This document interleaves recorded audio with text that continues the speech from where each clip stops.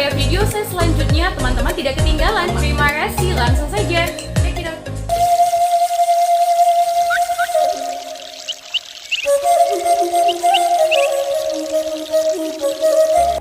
Legenda Horbojolo Horbopudi, Raja Marsundung Simanjuntak.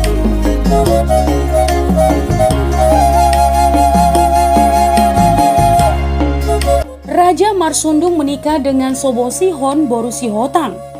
Ya, setelah istrinya Boru Hasibuan meninggal. Dikisahkan teman, Raja Parsuratan pernah merancang kejahatan kepada Simanjuntak Sitolusadaina. Sewaktu Simanjuntak Sitolusadaina masih bayi. Ketika Raja Mardaup lahir, Raja Parsuratan merancang kejahatan kepadanya. Namun gagal berkat antisipasi opungnya Simanjuntak Sitolusadaina, yaitu si Godang Ulu atau si Hotang, maka Raja Mardaup selamat. Kisah ini diketahui Simanjuntak Sitolusadaina setelah mereka dewasa. Namun Simanjuntak Sitolusadaina tetap tidak pernah menaruh dendam terhadap kakaknya atas pesan dari ibunda tercinta agar Simanjuntak Sitolusadaina tetap menganggap Raja Parsuratan sebagai pengganti ayahnya.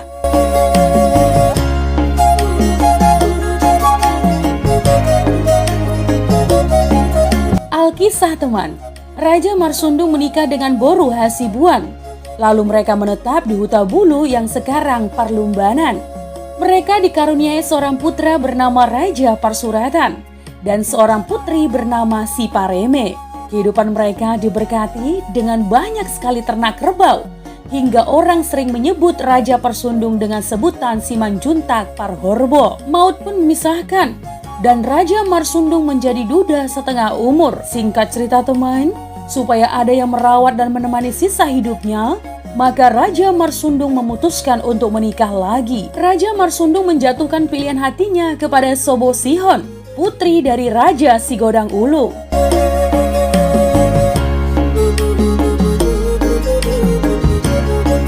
Kedatangan Raja Marsundung melamar Sobosihon sangat menggembirakan hati Raja Sigodang Ulu. Sobosihon pun menjadi istri Raja Marsundung. Mereka bermukim di Parlumbanan. Singkat cerita teman, tibalah waktu bagi Sobosihon untuk melahirkan.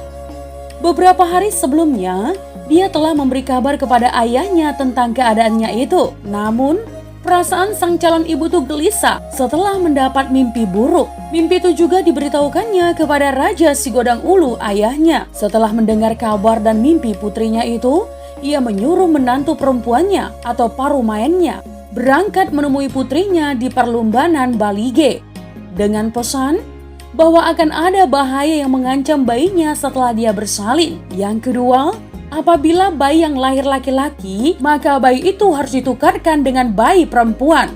Dan bayi laki-laki itu harus dipangku dan disusui oleh menantunya Raja Sigodang Ulu sampai bahaya berlalu. Pesan yang ketiga, kelak apabila bayi itu sudah dewasa, maka mereka sebagai berpariban telah dipertunangkan sejak lahir.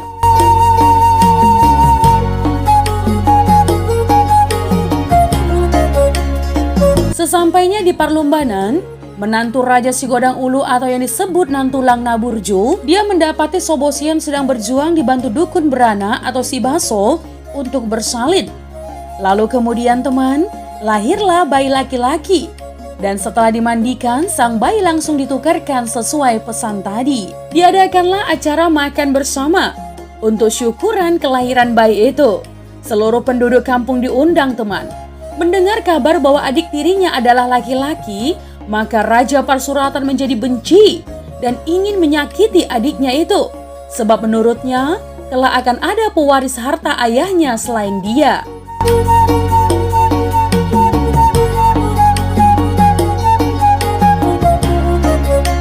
Raja Parsuratan pun datang ke acara itu dan dia membawa benda tajam yang dipakai untuk menyadap pohon enau.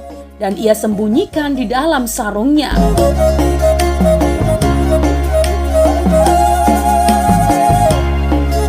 Kehadirannya membuat semua orang terharu, sebab selama ini dia memusuhi ibu tirinya. Itulah penilaian orang kebanyakan. Padahal Raja Parsuratan hendak memanfaatkan momen itu untuk menyakiti adik tirinya. Lalu dia meminta supaya dia boleh memangku adiknya yang baru lahir itu. Dan bayi yang telah bertukar tadi pun dipangkunya sampai bayi itu basah atau kencing. Lalu, Raja Parsuratan ingin mengganti kain popok adiknya. Inilah kesempatan bagi Raja Parsuratan. Ketika mengganti kain popok adiknya, maka dia berencana untuk menyelipkan benda tajam. Ketika kain itu dipakaikan, dia pun meminta kain pengganti itu kepada Sobosihon. Namun Sobosihon takut. Kalau Raja Parsuratan tahu bahwa bayi yang dipangkunya bukanlah adiknya, dia mengatakan kepada Raja Parsuratan supaya biarlah ibu yang menggantikan kainnya. Akan tetapi karena Raja Parsuratan tetap berkeras untuk mengganti kain adiknya, maka orang banyak pun menyuruh Sobosihon agar menurutinya saja.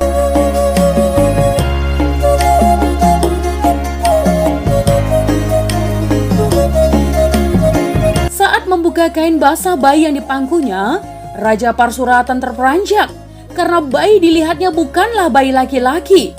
Merasa niatnya sudah terbaca, maka geramlah hatinya dan dia berdiri lalu melangkahi bayi itu dan berjalan menghampiri Sobosihon dan berkata, "Orang mengatakan bahwa yang lahir adalah adikku laki-laki, tetapi engkau telah menipuku dengan memberi adik perempuan orang lain untuk aku pangku. Inilah bagianmu." Raja Parsuratan pun menyakiti ibu tirinya Sobosihon. Lalu setelah itu ia lari meninggalkan acara dalam keadaan kacau balau. Raja Parsuratan tidak berhasil menyakiti dan melukai adiknya, tetapi menyakiti Sobosihon ibu tirinya. Itu telah membuatnya cukup puas. Demikianlah Raja Mardaup diselamatkan nan tulang Naburju, yang rela menyeberangi Danau Toba demi menyampaikan pesan Raja Sigodang Ulu. Itulah sebabnya teman, sampai sekarang semua keturunan Simanjuntak dari Sobosihon sangat menghormati keturunan dari Sigodang Ulu, yaitu marga Sihotang.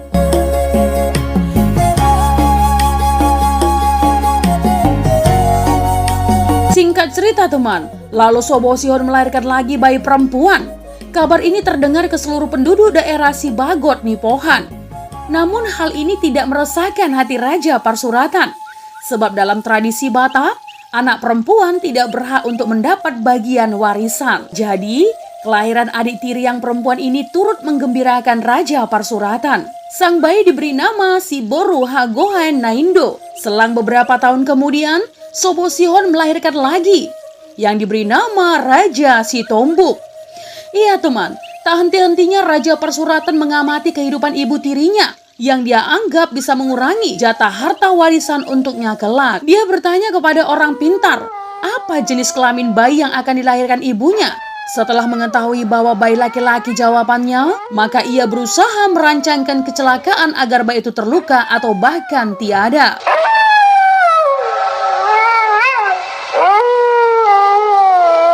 Saat ayah dan ibunya tidak berada di rumah, dia bekerja keras untuk memotong kayu penghalang papan yang ada tepat di sekeliling tiang tengah rumah atau tiang siraraisan, di mana setiap ibu rumah tangga yang hendak bersalin akan menyandarkan badannya di tiang itu. Dan kain pegangan yang dipakai untuk bersalin juga digantungkan di situ. Adapun maksud Raja Parsuratan supaya ketika ibunya bersalin, kayu penghalang papan itu rubuh ketika diduduki. Setelah itu sang bayi akan celaka terhimpit. Apa yang terjadi? Ternyata kayu itu patah sebelum sang bayi lahir dan tembuslah lantai rumah itu teman. Karena kaget setelah tergeletak di kolong rumah, seketika itu melahirkanlah Sobosihon dan bayinya selamat. Bayi itu diberi nama Raja Sitombuk. Tombus dalam bahasa Indonesia tembus. Papan lantai rumah telah tembus dan kejadian itu pula lah yang membuat bayi dilahirkan selamat walau tanpa bantuan dukun beranak.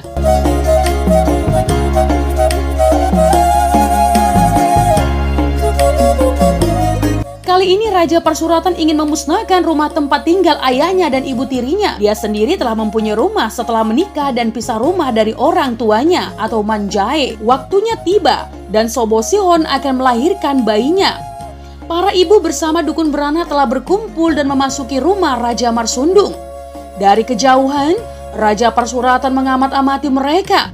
Setelah melihat mereka telah masuk ke rumah, maka Raja Parsuratan membawa selutan api. Dia membakar atap rumah dari bagian dapur. Ya, api menyala dan semua orang berhamburan keluar rumah termasuk Sobosihon. Dia panik sambil berteriak, "Api, api, api, api!"